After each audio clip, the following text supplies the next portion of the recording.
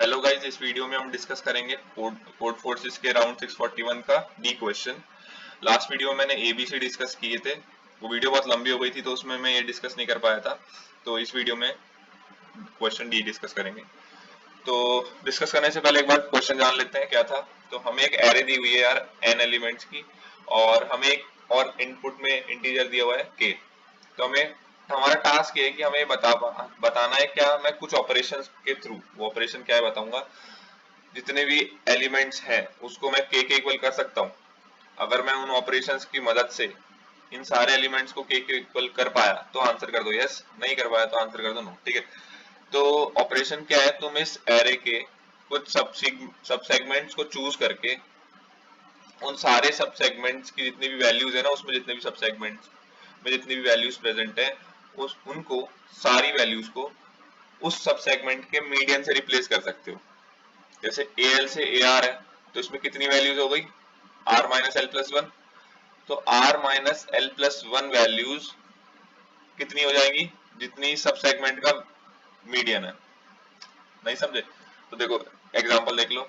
जैसे मान लो कोई बड़ी सी एरे थी, उसका एक सब सेगमेंट मैंने चूज किया, ये इसकी लेंथ है 5, इसका मीडियन क्या होगा। देखो मीडियन का ये फॉर्मूला दिया हुआ है, ये वाला स्मॉलेस्ट नंबर सी है। अब कौन सा smallest number, mod S plus 1/2। Mod S यहाँ पे लेंथ ऑफ सब सेगमेंट चोजन, ठीक है। तो मैंने जो सब सेगमेंट चूज किया उसकी लेंथ थी 5, 5 प्लस 1/2 हो गया 3, उसका मतलब फ्लोर वैल्यू हो गया 3। तो थर्ड स्मॉलेस्ट एलिमेंट इसका मीडियन है। थर्ड स्मॉलेस्ट एलिमेंट क्या कौन सा हुआ है, 4। ठीक है, देखो 1 4 4। अगर मतलब शॉर्ट कर लो और बीच वाला एलिमेंट ऑड लेंथ के लिए उसका मीडियन है, और इवन के लिए मैं कहूंगा कि मतलब उसकी लेंथ बाय 2 वाला स्मॉलेस्ट नंबर चुन लो। जैसे इसकी लेंथ है 4, तो 4/2। सेकंड स्मॉलेस्ट नंबर क्या होगा, 1 5 5 होगा, तो 5 इसका मीडियन हो गया। तो समझ गए, इन चारों एलिमेंट्स को मैं 5 से रिप्लेस कर सकता हूँ, और इस केस में मैं इन पांचों एलिमेंट्स को 4 से रिप्लेस, इसके मीडियन से। मतलब ऐसा नहीं कि पांचों को एक सिंगल इंटीजर से, मैं कह रहा हूँ पांचों को 5 4 से रिप्लेस कर सकता हूँ मैं, 4 4 4 4 4। ठीक है, ऐसे इन चार नंबर्स को मैं चार मीडियन की वैल्यू से, मतलब 5 5 5 5 से रिप्लेस कर दूंगा। ठीक है, तो ये मैं ऑपरेशन परफॉर्म कर सकता हूँ। अब मुझे सिंपल सा आंसर करना है कि मैं इन सारे एरे के एलिमेंट्स को के इक्वल कर सकता हूँ क्या। एक टेस्ट केस से समझ लो। यहाँ पे n इक्वल्स टू 4 है, चार एलिमेंट्स दिए और के 3 के इक्वल बनाना है सारे एलिमेंट्स को। ये ऊपर वैल्यूज है, नीचे इंडेक्स है। ठीक है, तो फर्स्ट 4 दिया हुआ है, 3 दिया हुआ है, 1 दिया हुआ है, 2 दिया हुआ है। तो देखो अब इसका आंसर है यस। अब मैं बता देता हूँ यस कैसे है, और इसकी अप्रोच अपन अभी थोड़ी देर में सीखते हैं। तो देखो इसमें अगर मैं मान लो इन दोनों को चुनता हूँ, सिर्फ दो, तो इसकी लेंथ हो गई 2। तो मैंने इवन के लिए बता ही दिया तुम्हें, लेंथ बाय 2, स्मॉलेस्ट नंबर चुनना है, तो लेंथ बाय 2 होगी 1, 2/2 1। तो फर्स्ट स्मॉलेस्ट क्या हुआ इसमें 3, तो ये भी 3 हो जाएगा। ठीक है, एक ऑपरेशन हो गया। अब मेरे को इसको 3 बनाना है, कैसे बनाऊंगा, मैं दो तो ये तो बना ही चुका हूँ यहाँ तक। अब मैं इन ये 3 लेंथ की एरे चुनूंगा, 3 3 1। अब लेंथ ऑड है, तो 3 प्लस 1/2 कितना हुआ 2। तो सेकंड स्मॉलेस्ट क्या हुआ इसका, इस सब सेगमेंट का सेकंड स्मॉलेस्ट नंबर हुआ 3, तो ये भी 3 हो गया। मतलब ये सारे ही 3 होते बट ये ऑलरेडी 3 थे। तो अब इसको बनाना है ऐसे इस पूरे, अब पूरी एरे को चुन लो। अब इसका लेंथ है 4, तो इवन के लिए मैंने बताया 4/2, 2 सेकंड स्मॉलेस्ट नंबर सही है, तो ये हो जाएगा 3। ऐसे ही करके ये पूरी एरे 3 के इक्वल होगी, तो आंसर आ गया यस। चलो अब इसका अप्रोच समझते हैं। तो इसका आंसर डिस्कस करते हैं यार। तो इसका आंसर अभी अपन कुछ ग्रीडी तरीके से देखेंगे, क्योंकि यार मतलब यस और नो वाले जितने भी क्वेश्चंस होते हैं ना, उसमें ज्यादातर ग्रीडी अप्रोच ही लग रही होती है। बस तुम्हें अगर जब भी ऐसे कोई क्वेश्चन मिल जाए तो पहले ना ऑब्जर्वेशन, हमेशा की तरह से मैं तो यही कहूंगा कि सबसे बेसिक किसी क्वेश्चन को सॉल्व करना है तो सीधा ऑब्जर्वेशन बनाने बैठ जाओ। टेस्ट केस देखो छोटे छोटे, और हमेशा सॉल्व हो जाएगा क्वेश्चन। ठीक है, तो इस केस में भी कुछ ऐसा ही करना था, और तुम्हें दिखने लग जाता कि क्या इस क्वेश्चन में हो रहा है। ठीक है, तो पहले कुछ चीजें समझते हैं। मैं एक एरे में, ठीक है ये मेरी एरे दी हुई है, तो इसमें तभी एक ऑपरेशन परफॉर्म करूंगा जब इसमें एक ऐसा सब सेगमेंट चुन पाऊं मैं जिसका मीडियन के हो। समझ रहे हो, मतलब अगर किसी भी सब सेगमेंट का मीडियन के है, तो मैं उन सभी वैल्यूज को के इक्वल करूंगा, बट अगर नहीं है तो मैं उसको क्यों ही इक्वल करूंगा, क्योंकि मैं बिना बात के को छोड़ के बाकी वैल्यूज का एरे में काउंट क्यों बढ़ाऊंगा। भाई मेरे को सारी वैल्यूज को के बनाना है, तो अगर किसी सब सेगमेंट का मीडियन के नहीं है तो मैं उसको के उसके उसके इक्वल करूंगा क्यों, मुझे फायदा क्या कर रहा है वो। मुझे तो बस ये बताना था क्वेश्चन में कि मैं सबको इक्वल कर सकता हूँ या नहीं कर सकता। ठीक है, समझ रहे हो। तो मैं तभी ऑपरेशन परफॉर्म करूंगा जब मैं एक ऐसा सब सेगमेंट चुन पाऊं जिसका मीडियन के था। ठीक है, अच्छा, और अगर किसी स्टेज पे मैं ये स्टेप वन परफॉर्म नहीं कर पा रहा हूँ और सारी वैल्यूज के भी नहीं है, तो मेरा आंसर नो ही है, तुम्हें दिख ही रहा होगा। ठीक है, अच्छा एक चीज और समझो, इस एरे में पूरी वैल्यूज को मैं तीन कैटेगरीज में डिवाइड कर सकता हूँ। वो तीन कैटेगरीज क्या है, एक के से बड़ी, एक के से छोटी और एक के इक्वल। ठीक है, तो अब मैं जब भी के इक्वल वाली बात करूंगा, मतलब मैं कह रहा हूँ ए आई इक्वल्स टू वन, तो मैं एरे जब मैं लूंगा इनपुट में, उसको तुम्हें बाद में कैटेगराइज कर देना है, ये तुम्हारे ही क्वेश्चन को इजी बनाएगा। ठीक है, तो के जब इक्वल है एलिमेंट तो उसको वन कर दो, बड़ा है तो टू कर दो, छोटा है तो जीरो कर दो। ठीक है, तो अब जब भी मैं कहूंगा कि ए आई इक्वल्स टू वन, मतलब मैं ए आई इक्वल्स टू के की बात कर रहा हूँ। ठीक है, अब ये कैसे फर्क नहीं पड़ेगा तुम्हें दिख ही जाएगा। ठीक है, अब एक चीज देखो यार, अगर मान लो मेरी एरे में ए आई इक्वल्स टू के का काउंट जीरो है, मतलब कोई भी ऐसा एलिमेंट प्रेजेंट नहीं है जो के इक्वल था, तो मैं क्या कभी भी उस एरे को के उन सभी एलिमेंट्स को के इक्वल कर पाऊंगा जब उसमें है ही नहीं के। तो मैं कैसे उस एरे में एक सब सेगमेंट चुनूं जिसका सब सेगमेंट मीडियन जो है वो के हो। जैसे ये मेरी एरे थी मान लो, ठीक है, 2 0 2, मतलब दो एलिमेंट के से बड़े हैं, एक एलिमेंट के से छोटा है।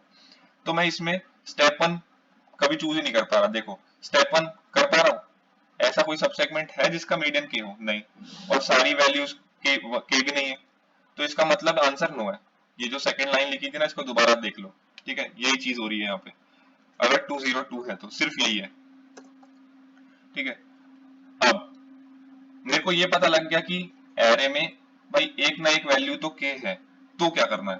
ठीक है, एक ना एक वैल्यू अगर के है तो क्या करो, तो तुम्हें बस ये देखना है कि ये जो मैंने यहाँ तक जितने भी सेगमेंट लिखे हुए हैं ना, ये एरे में प्रेजेंट है। अगर है तो आंसर हो जाएगा यस। वो कैसे समझते हैं, देखो अभी छोटे छोटे टुकड़ों में समझेंगे। पहले बस ये समझो कि ये अगर सब सेगमेंट सिर्फ एरे इतनी ही है, मान लो मेरी एरे मैं कह रहा हूँ इतनी ही है, 3 लेंथ की है, और उसमें एक के से बड़ा है, एक के इक्वल है, एक के से छोटा है। ठीक है, अब क्या मैं इसको इन तीनों को वन बना सकता हूँ? हाँ बिल्कुल बना सकता हूँ। अगर मान लो मैं तीनों को सेलेक्ट कर लूं तो इसका क्या मीडियन आता है, इसका मीडियन आएगा वन, और इन तीनों को मैं वन से रिप्लेस कर दूंगा। ठीक है, ऐसे ही अगर 2 0 1 है, ये इसी का एक परम्यूटेशन हुआ यार, तो ऑर्डर से मैटर ही नहीं करता, इसका भी मीडियन वन ही होगा। ठीक है, इन तीनों को भी मैं वन बना सकता हूँ। तो मतलब यहाँ पे देखने वाली बात यह 1 0 2 या 2 0 1 अगर मुझे दिख रही है एरे में, अगर मुझे एरे में या फिर एरे ही इतनी है, तो मैं इन तीनों को तो वन बना सकता हूँ, इतना तो मैं कंफर्म कह सकता हूँ। ठीक है, ये समझ गए।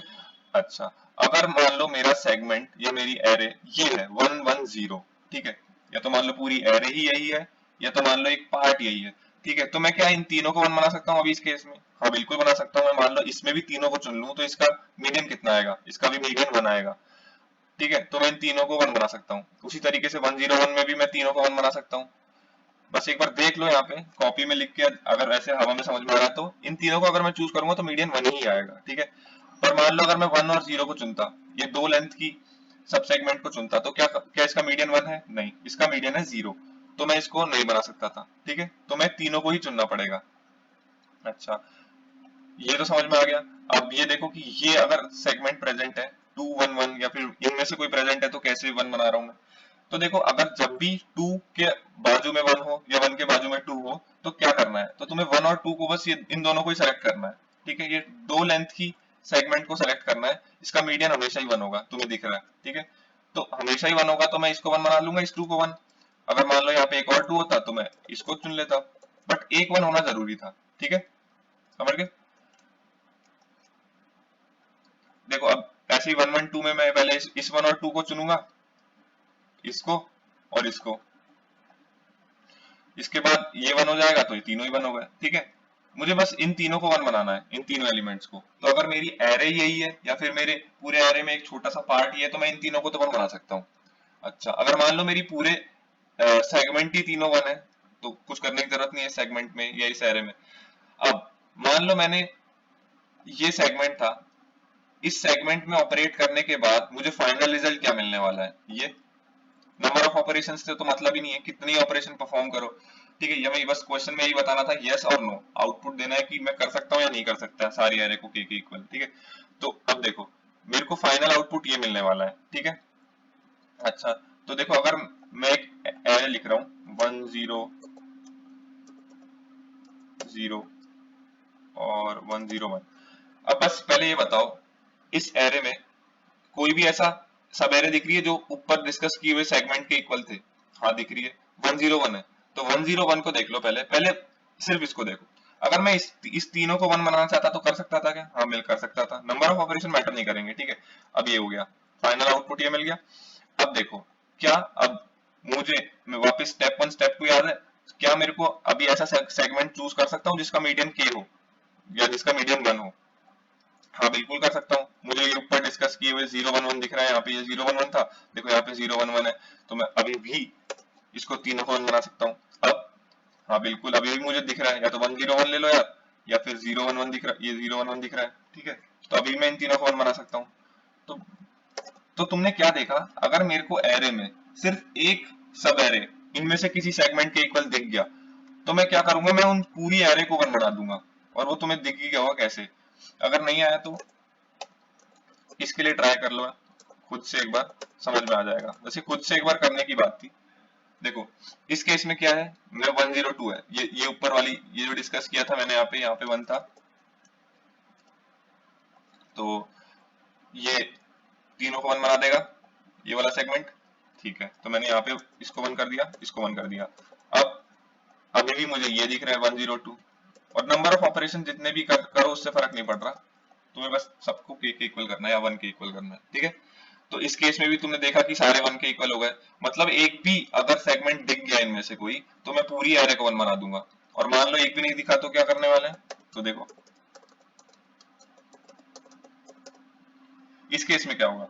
इस केस में यार एक भी सेगमेंट ऐसा नहीं है जो कि ऊपर डिस्कस किया है, और देखने पर भी समझ में आ रहा है मैं इसमें कोई भी सेगमेंट ऐसा चूज नहीं कर सकता जिसका मीडियन 1 के हो या 1 हो।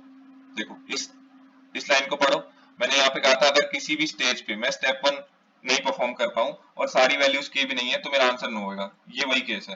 ठीक है, इसमें मैं एक भी सेगमेंट नहीं चुन सकता और जिसका मीडियन के है और सारी वैल्यूज के भी नहीं है, तो इसका आंसर हो गया नो। ठीक है, बस अब मुझे ये देखना है कि मैं कैसे चेक करूं कि एरे में ये इक्वल है या नहीं है इनमें से कोई सेगमेंट। तो या तो तुम यार डायरेक्ट ब्रूट फोर्स अप्रोच लगाओ और इक्वेट करने बैठ जाओ भाई, तीनों सारी सब एरेज देखने लगो 3 लेंथ की, और देखो इनमें से कोई इक्वल है या नहीं है उसके। तो या तो ये कर सकते हो, या फिर एक इसका बहुत सिंपल सी आंसर है।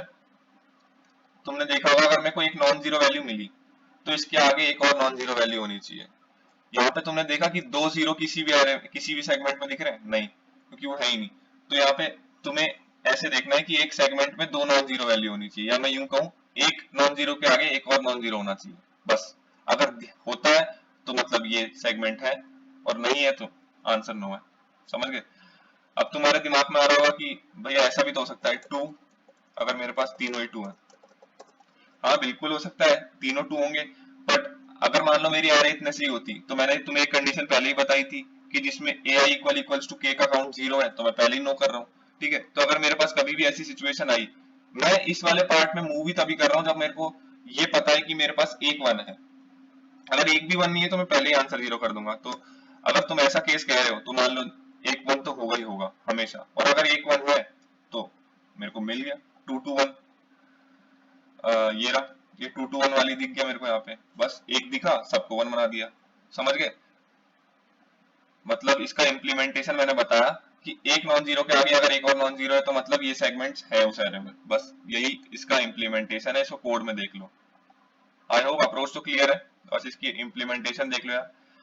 ये इनके इनपुट में लिए, ये एरे इनपुट में लिए, सब फालतू है। ये कैटेगराइज कर लिया मैंने यहाँ पे, अगर ए आई के से बड़ा है तो 2 कर दो, के से छोटा है तो 0 कर दो, और के इक्वल है तो 1 कर दो। और ये यहाँ पे मैंने एक वेरिएबल लिया, उसको मैं इंक्रीमेंट करता जा रहा हूँ जैसे जैसे बना रहा है, ठीक है। अब बाहर क्योंकि मैंने बताया ना अगर एक भी वन नहीं है तो आउटपुट नो है, तो देखो नॉट एफएल तो सी आउट नो, ठीक है। ये कंडीशन किस लिए है, ये मैंने वैसे ही लिखी है, मतलब अगर एलिमेंट एक ही है एरे में और वो भी के इक्वल है तो आंसर यस है, समझ गए। एक ही एलिमेंट के लिए तो क्या ही कन्वर्ट करोगे अगर वो भी के है, ठीक है। अगर ये सब नहीं हुआ तो अपन जाएंगे इसमें। अब ये क्या है, सबसे पहली बात तो इसका ऑर्डर ऑर्डर निकालोगे तो ये मत देखना कि ऑर्डर भैया दो फॉर लूप लगा लिए तो एन स्क्वायर हो गया, नहीं, ये वाला नीचे वाला फॉर लूप देखो 3 बार ही रन करेगा।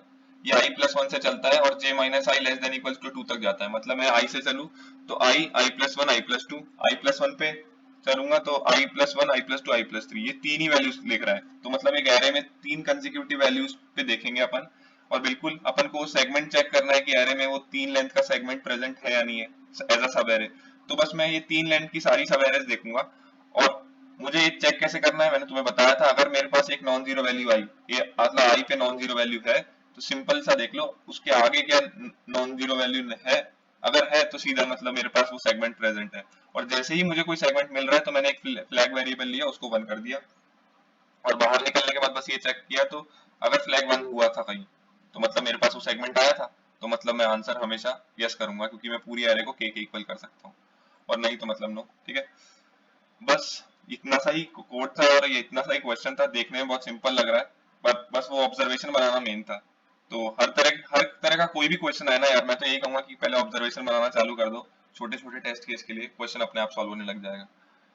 तो अगर वीडियो अच्छी लगी हो, चीजें समझ में आई हो तो यार लाइक करना और चैनल को सब्सक्राइब करना मत भूलना। आगे जितनी भी वीडियोस बनेगी कॉम्पिटिटिव पे या फिर कोडिंग कॉन्टेस्ट पे तो मैं इसी चैनल पे डालने वाला हूँ, तो सब्सक्राइब कर देना। तो अगली वीडियो में मिलते हैं यार।